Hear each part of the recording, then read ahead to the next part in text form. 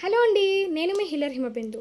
So, ఇవాల్టి video ఏంటి అంటే ఇవాళ ఒక పేషెంట్ వచ్చారనమాట.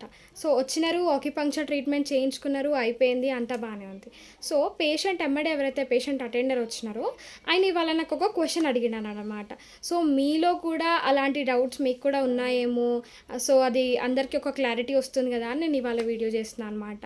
సో, ఆయన ఏం అడిగినాడంటే ఫస్ట్, మేడం మీరు చేసే ట్రీట్మెంట్ పైన నా ఒపీనియన్ ఏంటి, నేను ఒక క్వెషన్ అడగాలనుకుంటున్నాను అని అన్నారు. సో, పర్లేదు చెప్పండి అని అన్నా అనమాట.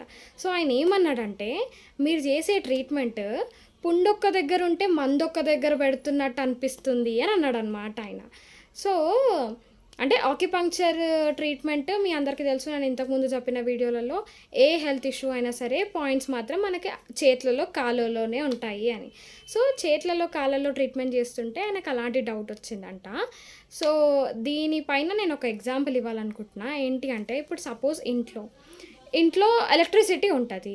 లైట్ ఎయ్యాలి, ఫ్యాన్ ఎయ్యాలి అంటే మనం డైరెక్ట్‌గా వెళ్లి లైట్‌ని, ఫ్యాన్‌ని ముట్టుకోము గదా! స్విచ్ ఎక్కడుంటదో అక్కడ స్విచ్ ఆన్ చేస్తే లైట్, ఫ్యాన్ ఎలాగైతే ఆన్ అయిపోతాయో, సేమ్ మన బాడీలో గూడా మన హెల్త్ ఇష్యూ ఎక్కడున్నా సరే దాని స్విచెస్ మాత్రం మన హ్యాండ్స్‌లలో, లెగ్స్‌లలోనే ఉంటాయన్నమాట. సో, ఆక్యుపంక్చర్ నీడిల్‌తో హ్యాండ్స్‌లలో, లెగ్స్‌లలో ఉన్న పాయింట్స్‌ని ప్రిక్ చేయడం వల్ల మన హెల్త్ ఇష్యూ ఎక్కడుందో అక్కడ క్యూర్ అయిపోతదనమాట. So, same like electricity. So, నేను ఈ క్లారిటీ మీ అందరికి ఇవ్వాలనుకుంటున్నా. ఎందుకంటే పేషెంట్ అలాంటి డౌట్ అడిగినాడు కాబట్టి. సో, ఆక్యుపంక్చర్ వల్ల ఏ సైడ్ ఎఫెక్ట్స్ ఉండవు. సో, మనకి ప్రాబ్లము మెయిన్‌గా తగ్గుతుందా లేదా అనేది చూసుకోవాలి అనమాట. ఆహ్, ఇలాంటి డౌట్స్ అడగడం వల్ల మీకు కూడా క్లారిటీ వస్తుంది.